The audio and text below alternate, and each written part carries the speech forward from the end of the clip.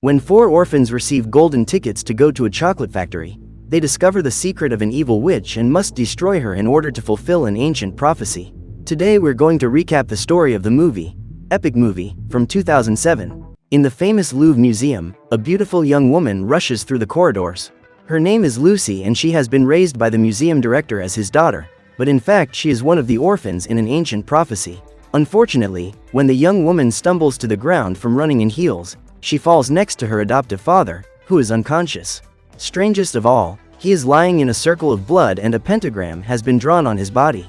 The girl asks him not to leave and the old man wakes up, but feels a lot of pain as she steps on his hand with her high heels. Lucy apologizes and then tries to understand what these strange drawings are and deduces that they are a secret code. Suddenly, a guy dressed as a monk slaps himself on the back and then sets out to attack Lucy. She begs her father to tell her the quick code and, with a leap, he passes on the clues to his daughter through dance steps.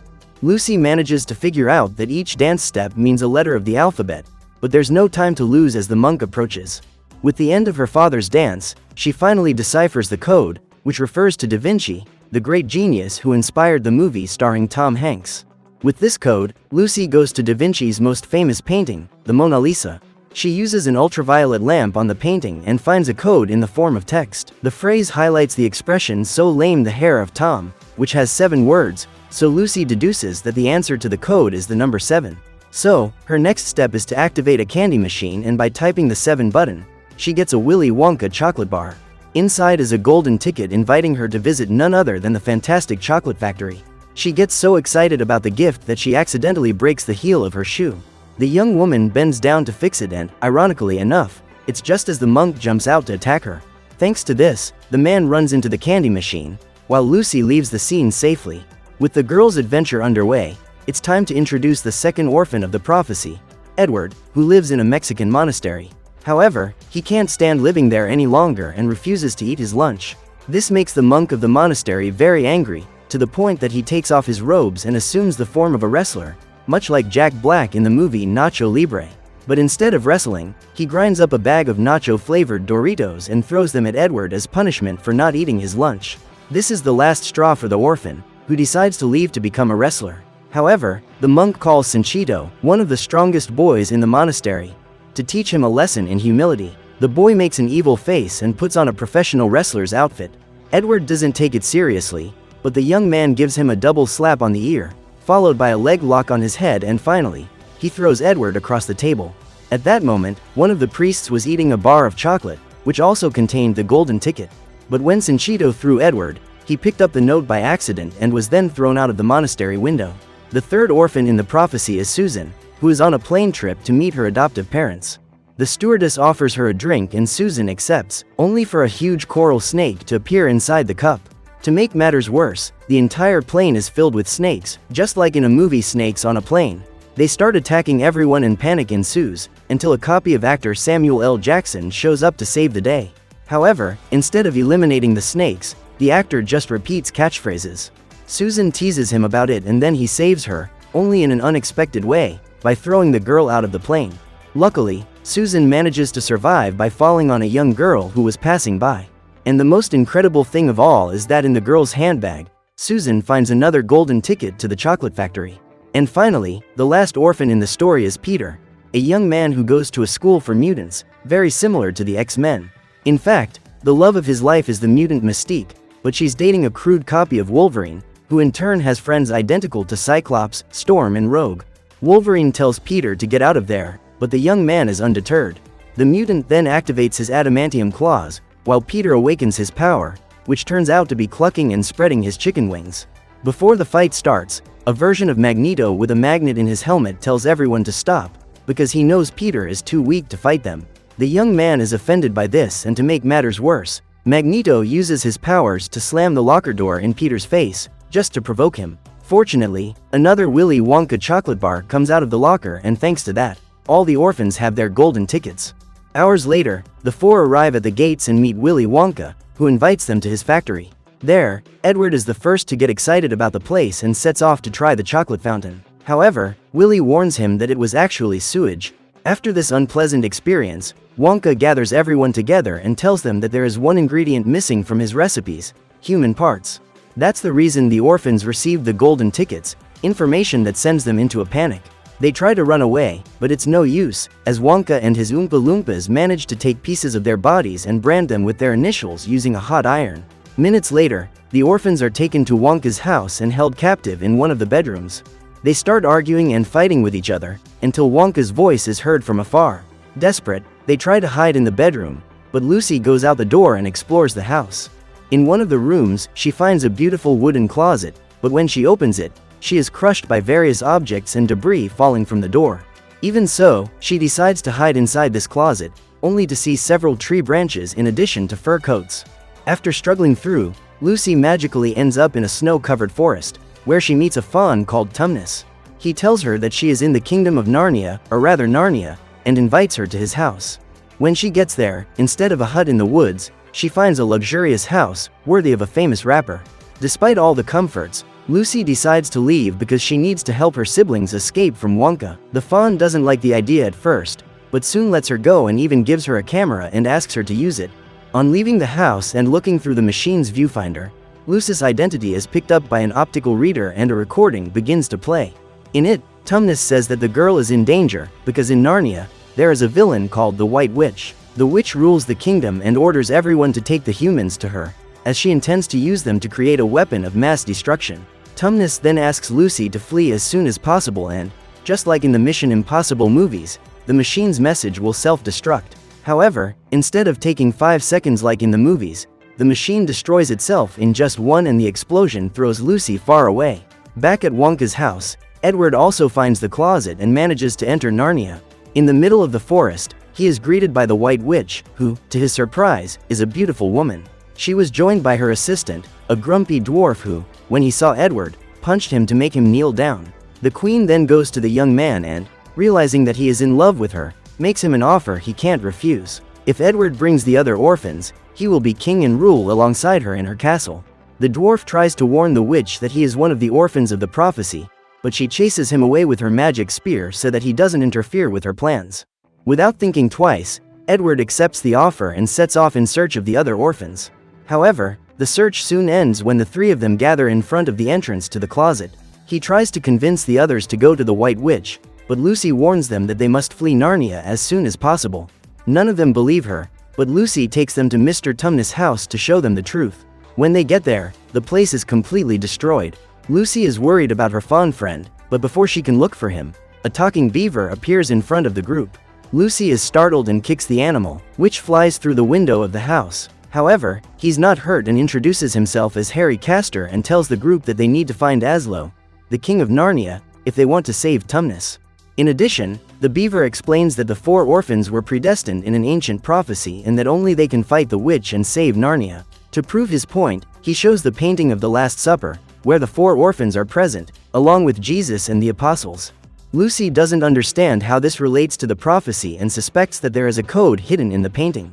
With her flashlight, she finds another code on the canvas, which asks her to look at the table in the living room.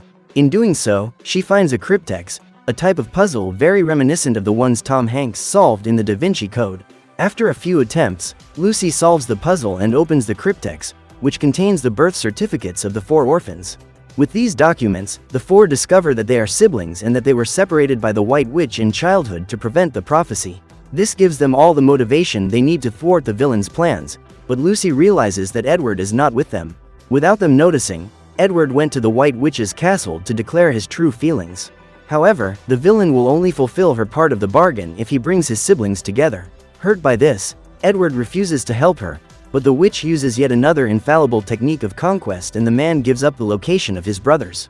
With this information, she calls in her most faithful servant, the monk Silas, the same one who chased Lucy from the museum. She orders the monk to go to Mr. Tumnus' house to capture them all and then the witch sends Edward to her castle prison. Minutes later, the trio set off in search of their missing brother and find Tumnus, who has been attacked by the witch but has managed to escape from his castle. He says that Edward is trapped in the castle and the only way to rescue him is with Aslow's help. In addition, Harry Castor receives a message on his cell phone warning him that the witch's weapon of destruction is ready. With Narnia in danger, the siblings of the prophecy decide to find King Aslo, but before they do, the 3 of them need to train in a castle on the other side of the forest. They prepare to go there, but the cries of monk Silas are heard in the forest. Tumnus decides to stay to confront the monk and give the siblings time to escape. Despite his courage, Silas pulls out a pistol and starts firing several shots at the fawn, who changes his mind and asks the group for help. Unfortunately for him, Peter gets so scared that he activates his chicken wings and runs far away. After a long walk, the trio arrive at the castle, which turns out to be Hogwarts School of Witchcraft and Wizardry, only somewhat different. There, they meet Harry, Ron and Hermione, who, despite being much older than the other students, are still repeating the year at school. Even so, they have a mission to help the trio defeat the White Witch and teach them how to fight. The first is Susan, who practices archery with Ron, but her aim is still so bad that instead of hitting the target, she shoots an arrow right through the wizard's neck. The second is Lucy, who is practicing wand spells with Hermione. Despite her teachings, the orphan misses the spell and shoots the witch right in the face, leaving her with very ugly wounds. Finally, it's Peter's turn to practice sword dueling with Harry Potter. During the training, the wizard begins to tease the young man to arouse his anger and courage. Thanks to this, Peter begins to strike with more force and speed. The problem is that he gets too carried away and his attacks not only leave Harry bewildered, but also hit the school guardian, Hagrid, and Professor McGonagall. Despite this, he continues to attack, until he finally disarms the wizard and throws his sword away, towards the principal of the school, Professor Dumbledore. The training is then over and the three are ready to meet Aslo. Meanwhile, the witch has finally created her weapon of mass destruction, a crystal which, when dropped into water, will generate a crystal kingdom, something very similar to Lex Luthor's plan in the movie Superman. However, the witch is soon enraged when she receives a message from Silas saying that the kids have escaped. The villain then goes to the prison to get more information from Edward. Only before she arrives, the orphan receives a visit from the pirate Jack Sparrow, or rather Jack Swallows. The pirate offers to help the young man escape, but suddenly he pulls out a knife and attacks Edward. Because of this, the guards open the cell to see what happened, only it was all a diversion by Jack to attack the guards, using Edward's body as a weapon. With this problem solved, the two go to Swallow's ship and he asks where Edward wants to go. The young man says he wants to go to a Slow's camp to find his siblings. Unaware that this was the information the witch needed and the villain appears right behind him, it is revealed that the pirate had negotiated with the witch to find out where the three siblings were. With this information, she betrays Jack Swallows and hits him with a knife, as well as announcing to everyone that a battle will be fought between her army and that of Aslo. Far away, Peter, Susan and Lucy finally arrive at the Aslo camp. There, they meet elves, Wookiees and humans of all kinds, from warriors to secret spies and even the reporter Borat. Finally, they arrive at Aslow's private tent, where a powerful lion's roar is heard. But when they enter, what they find is a leomon, a mixture of lion and man. Despite this disappointment, the siblings ask Aslo to help them rescue Edward and he accepts. Hours later, the Lion Man arrives at the witch's castle prison and with his mighty roar, he drives away all the guards. However, Silas appears on the scene, ready to take on the King of Narnia. The monk shows off his acrobatic skills and knowledge of martial arts, but Aslo is undeterred and also proves that he can fight kung fu. The two engage in a fierce fight, with Aslo throwing punches at Silas, but he manages to block the blows and counters with a headbutt and a strong punch. Aslo is pushed back, but soon gets back to his feet for the second round. The two exchanged more punches and kicks and the Lion Man managed to throw the monk against the wall and take a tuft of his hair. However, Silas had done the same, which made Aslo very angry. Silas lunges forward with spinning kicks and quick punches, which leaves Aslo unable to react and he is pushed back. The monk is about to walk out of there with victory guaranteed, but before he does, he delivers a flying kick to finish off the King of Narnia once and for all. However, Aslo blocks the attack and strikes back with a fatal blow to Silas's neck, ending the fight. With the witch's strongest warrior defeated, the orphans reunite with Edward and flee as quickly as possible. Aslo kept his promise, but he didn't notice that the witch was right behind him and she attacked him with her spear. Later, the four brothers return to camp, only to find everyone sad because Aslo has been eliminated. Without him, there is no hope of victory, but Peter still asks for help. So the elves, dwarves and even the school's mutants decide to unite for this great battle, for the fate of Narnia. Peter is happy about this and announces that the next morning they will use their swords against the witch's army. Tonight, however, will be all about partying and making out. Later, Edward and Lucy have a good time at the party and get Susan to take a few shots, something she's not used to. Even so, she accepts, but this soon turns out to be a bad idea, as the young woman lays it all out right in the warriors' faces. At least Peter has better luck at the party and finally gets his chance for a romantic encounter with Mystique in her private tent. The next day, it's time for the big battle. The four siblings gather in front of the White Witch's army, only because of what Susan did to the warriors at the party. None of them show up to help. Peter despairs and his chicken wings appear again. Only this time, he decides to rip them off and doesn't intend to run away, because all he needs to overcome any difficulty is the support of his siblings. Thanks to this speech, Susan, Lucy and Edward draw their weapons and prepare to face the witch's army. The fight is about to begin, but in the distance, Captain Jack Swallows appears alive and balancing on a huge mill wheel. However, this doesn't scare the White Witch, who summons an octopus and throws it right in the pirate's face. Unable to see, he accidentally deflects the wheel, which ends up far away. Without any extra help, the four siblings rush to face the witch's numerous army. However, in a matter of seconds, Lucy is struck by an axe, Susan is hit by several arrows and Edward is attacked by the witch's helper. All that remains is Peter, who, enraged, rushes towards the witch, but his sword breaks when it touches her spear. Unarmed, Peter is wounded by the villain's spear, as she prepares to deliver the final blow. The orphan crawls to get away from her and, by some miracle, he finds the same remote control that Adam Sandler used in the movie Click on the Floor. Thanks to this, he uses the remote to stop time and then activates the function to heal his siblings' wounds. With everyone recovered and the soldiers frozen in place, the group seizes the chance to attack them all. Peter delivers his sword blows, Lucy casts her spells, Susan fires her arrows and Edward decides to attack with his wrestling moves. The entire army is defeated and now only the witch remains. In an act of nobility, Peter decides to send her for a fair trial. However, Jack Swallows appears again with his wheel and runs over the villain, who is defeated once and for all. With the end of the war and the salvation of Narnia, the four siblings are appointed kings and queens and rule the kingdom for many years. One day, when the four of them are well into old age, they return to the place where they first emerged from the closet. They all decide to cross it, and when they reach the other side, they realize that they are young again. In the room, they meet Borat, who congratulates them on having managed to give a happy ending to the movie of their lives. However, the pirate Jack Swallows shows up uninvited again and runs over the orphans with his mill wheel. With such a tragic conclusion, Borat is disappointed, as this was not the end of the movie that the audience had been hoping for. So what did you think of this movie? Leave it in the comments below. And if you liked the video, like and subscribe for more movie recaps. See you next time.